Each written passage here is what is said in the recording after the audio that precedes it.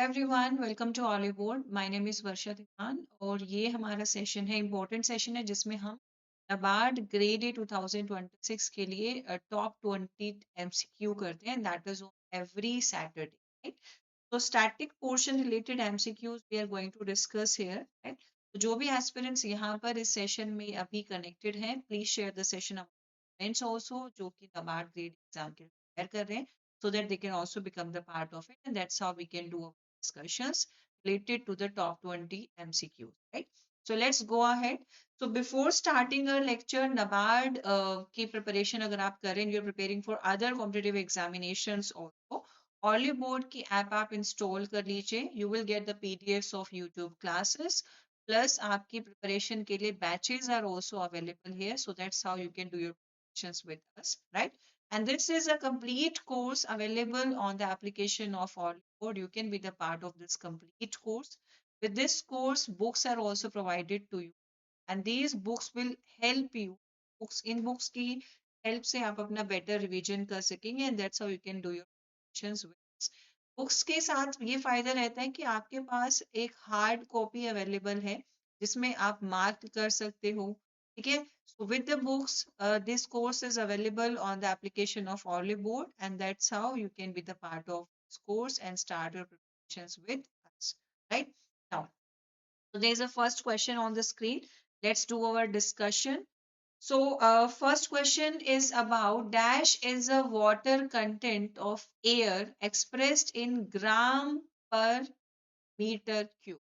ठीक है, जितना वाटर एयर में प्रेजेंट है, पर्टिकुलर कौन से स्पेसिफिक पैरामीटर्स की हेल्प से हम इसको आइडेंटिफाई करते हैं और क्या कैसे डिफाइन करते हैं। Is it the absolute humidity, is it the specific humidity, relative humidity, functional humidity, या फिर हम इसको बोलेंगे स्ट्रक्चरल ह्यूमिडिटी। सही। See, the question is about, आपको वाटर कंटेंट बताना है एयर में कितना है, तो that is an absolute humidity. अगर related to some other conditions बताते तो that will be relative humidity. और अगर आपको एक फिक्स वैल्यू गिवन होता है like this is the specific humidity of a specific area, ठीक है। The right answer for the question will be option number 1, that is absolute humidity, ठीक है। सेकेंड क्वेश्चन क्या है, any advance information about the probable weather in future obtained by evaluating the present and past meteorological conditions of the atmosphere, ठीक है।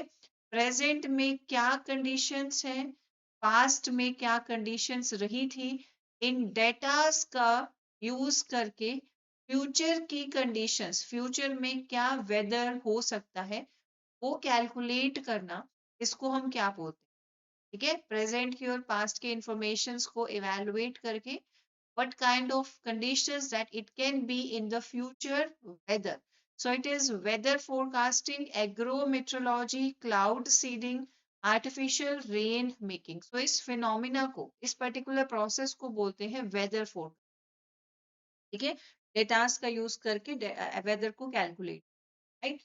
Moving ahead, another question, short range weather forecasting, ठीक है। Short range weather forecasting क्या होगा, 3 to 10 days का weather पता करना, less than 10 days, और 5 डेज, 24 आवर्स, या फिर 3 डेज, ठीक है। तो ऑन द बेसिस ऑफ कि हमें पास्ट एंड प्रेजेंट की इंफॉर्मेशन का यूज करके कितने टाइम ड्यूरेशंस के लिए, कितने टाइम ड्यूरेशन के लिए वेदर इंफॉर्मेशन प्रोवाइड की जा रही है, okay? उसके बेसिस पे हमने वेदर फोरकास्टिंग को 3 कैटेगरीज में डिवाइड किया है, short range weather forecasting, medium range weather forecasting और लॉन्ग रेंज वेदर फोरकास्टिंग।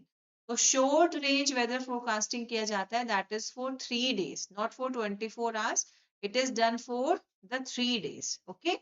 चलो, which type of weather forecasting is helpful in predicting monsoon? Monsoon predict करने के लिए कौन सा weather forecasting is most appropriate one? Long range weather forecasting, short range weather forecasting, nowcasting, medium range weather forecasting, या फिर weather forecasting, simple weather forecasting. The right answer will be, हाँ, question है monsoon predict करने के लिए अब देखो हमने शॉर्ट रेंज पढ़ा, that is for 3 days, 3 days का वेदर प्रेडिक्ट कर। ठीक है, long range weather forecasting that is more than 10 days. ठीक है, मोर देन 10 डेज का अगर हम वेदर फोरकास्ट कर पा रहे हैं, इंफॉर्मेशन जो हमने कलेक्ट की है पास्ट और प्रेजेंट वेदर रिलेटेड डेटा की हेल्प से, तो वो हमें रेनफॉल्स और मॉनसून प्रेडिक्ट करने में हेल्प कर सकता है। ठीक है, question number 5 is there, who publishes weather forecasting in 2 phases? 2 phases में कौन सा स्पेसिफिक इंस्टीट्यूट है, ऑर्गेनाइजेशन है जो वेदर फोरकास्टिंग को रिलीज करता है? बताइए, is it ICAR, is it IMD, is it ICRISAT, it is manage और इट इज कैफरी? अच्छा, जितने भी स्टूडेंट्स ये क्लास ज्वाइन कर रहे हैं, what you have to do, you have to mention the full form of all the options, full form of all options in comment box. This is your homework जो मैंने in between ही दे दिया। ठीक है, और aspirant जो भी आपको homework दिया जाता है, अगर आप सीरियसली इस एग्जाम को टारगेट, तो please do all your homeworks properly and start doing preparations in a very good manner. ठीक है, अगर आप एक भी चैलेंज को मिस कर रहे हो अभी जो आपको दिया जा रहा है, और थिंकिंग ऑफ कि एग्जाम लास्ट मोमेंट में आप क्वालिफाई कर लेंगे, तो ये चीजें पॉसिबल नहीं।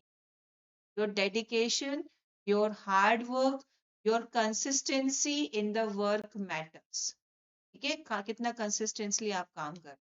So this is released by IMD, that is Indian Meteorological Department. Okay,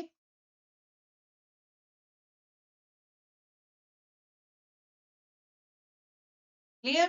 Chalo.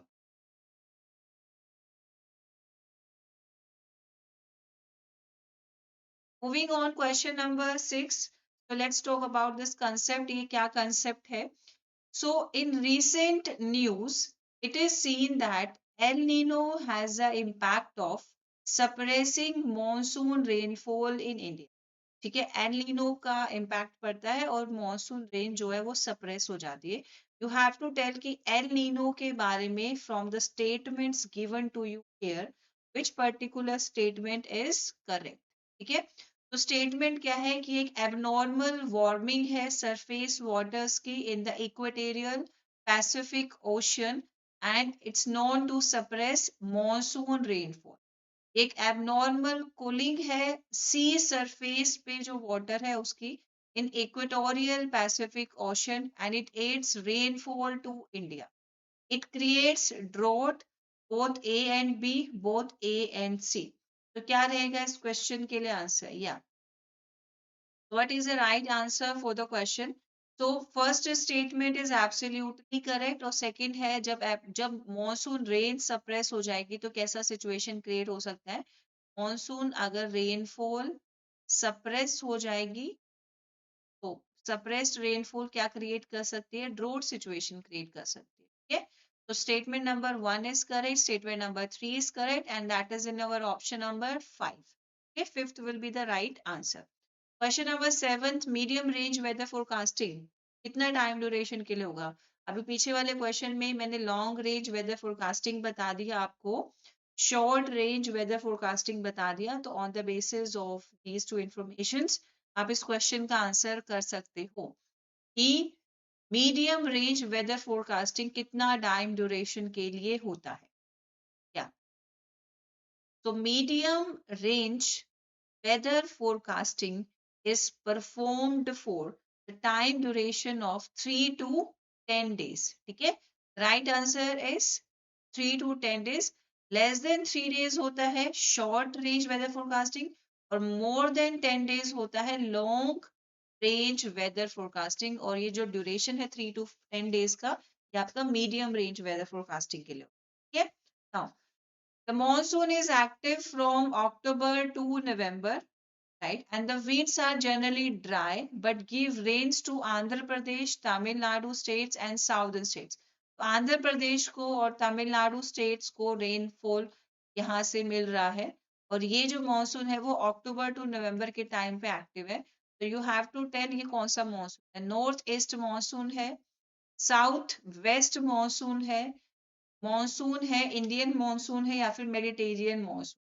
ठीक है, टर्म से ही समझ आ जाना चाहिए कि विच पर्टिकुलर मॉनसून ये कौन सा मॉनसून है ये?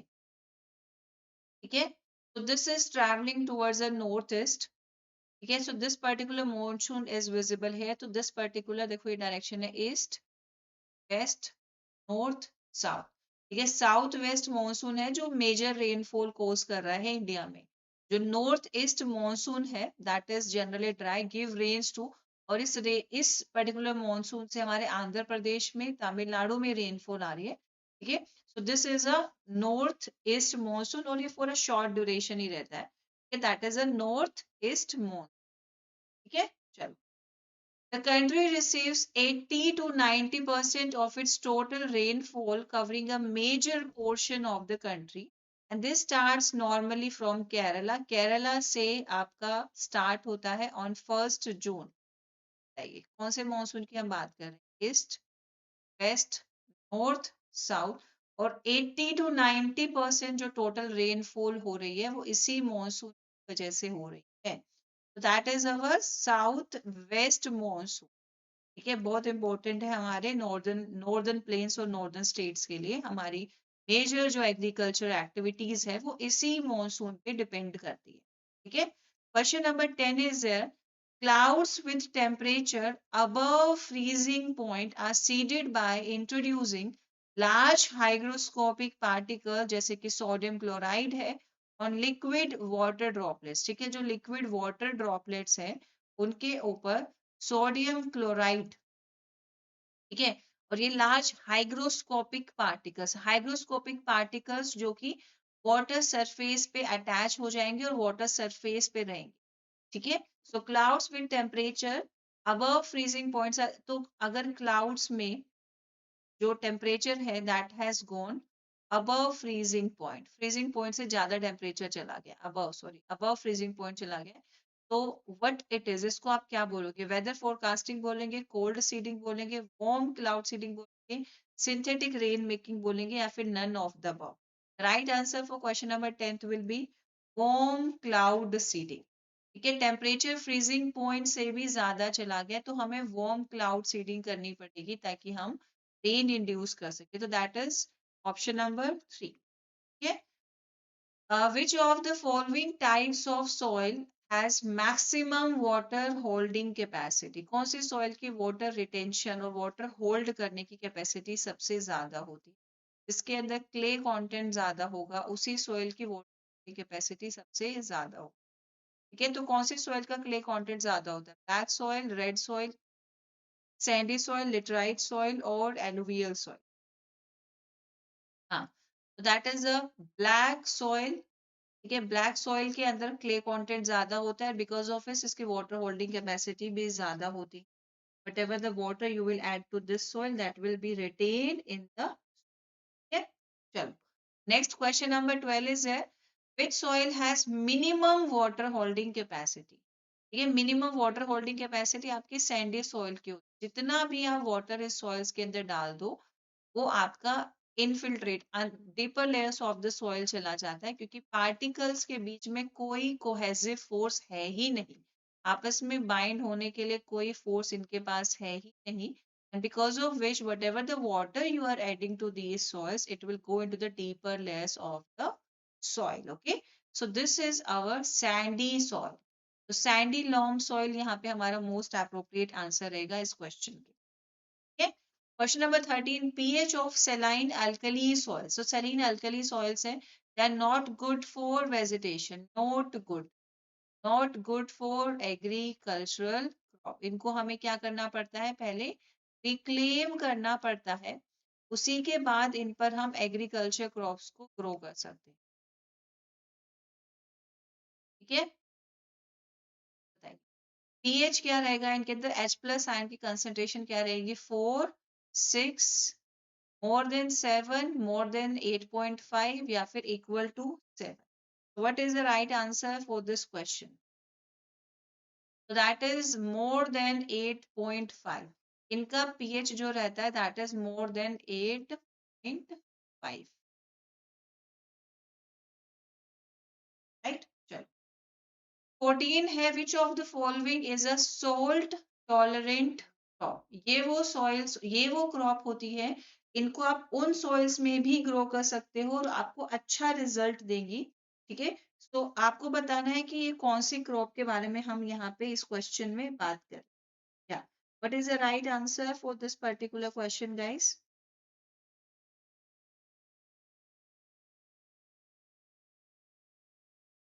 So they are pulses, radish, rice, potatoes या फिर beans.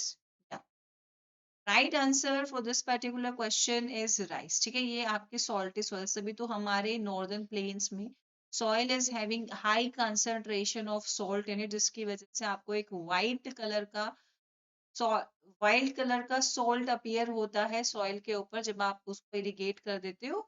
ठीक है, उसके बाद जब आपका वाटर इवेपोरेट हो जाता है, वाटर इवेपोरेशन के बाद आपका वाइट कलर के सॉल्ट का डिपोजिशन आप इस सॉइल के सरफेस के ऊपर observe, they are the salt tolerant crops. यहाँ पे जो ग्रो है सॉल्टी सॉइल है और जो क्रॉप यहाँ पे इजिली ग्रो कर सकती है दैट इज अवर राइस। ठीक है, दैट इज ओराइजा सटाइवा। ठीक है, क्वेश्चन नंबर 15।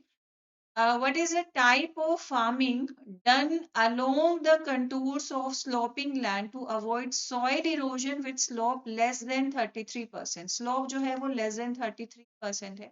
तो कौन से टाइप की फार्मिंग हम करेंगे? जस्ट रिसेंटली मैंने ये टॉपिक आपको थियरी क्लासेस में पढ़ाया है। You can go through the theory classes, okay, and you need to answer it. बताइए। तो that is a bench terracing. ठीक है, तो bench terracing type of farming practices हम यहाँ पे कर सकते हैं अगर स्लोप जो है आपका लेस देन 33% है। ठीक है, the Shirui national park is located in which state? कौन से स्टेट में नेशनल पार्क लोकेटेड है शिरुई? हिमाचल प्रदेश, जम्मू एंड कश्मीर, केरला या फिर मणिपुर? तो it is located at Manipur.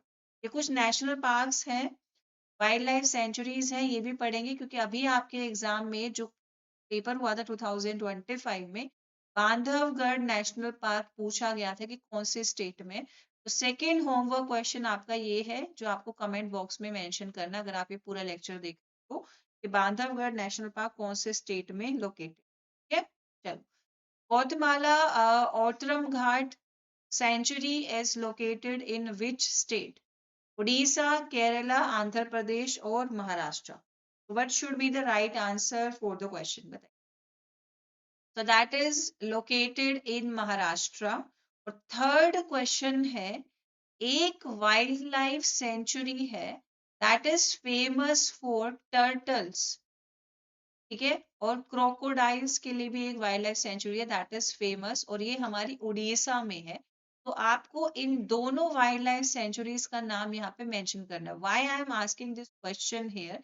क्योंकि इनका जो नेम है जो मैं आपसे पूछ रही हूँ वो similar to this particular name ही। ठीक है, मैं नाम नहीं बता रही हूँ, I am asking this question to you. ठीक है, क्वेश्चन नंबर 18 है, black cotton soils comes under the soil order. देखो हमारे पास 12 सॉइल ऑर्डर्स हैं।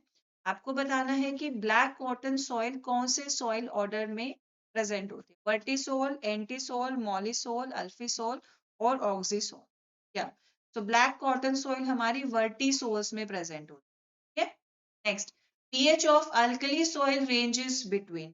अल्कली सॉइल का पीएच वैल्यू क्या रहता है?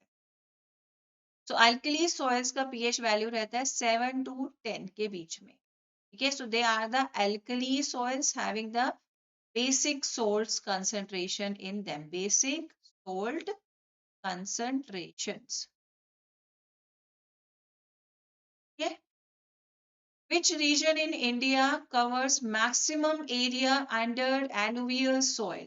ठीक है, northern plain, central plateau, peninsular region, coastal regions और Himalayan region? This is also a homework question. तो आज के सेशन में मैंने आपको 4 होमवर्क क्वेश्चंस दिए हैं। If you are attending these classes and want to prepare for NABARD grade A in the year 2026, do answer to these questions in the comment box and you guys also connect with me on this Telegram channel as well. ठीक है, thank you so much. But before ending, आप एक बार ये देख लो, this batch is important to you. Please be the part of it. तो class का PDF आपको Telegram से मिल जाएगा और ये बैच में अगर आप एनरोल करते तो static portion plus current affair आपका एक ही जगह से अच्छे से कवर हो जाएगा। ठीक है, thank you so much and bye bye.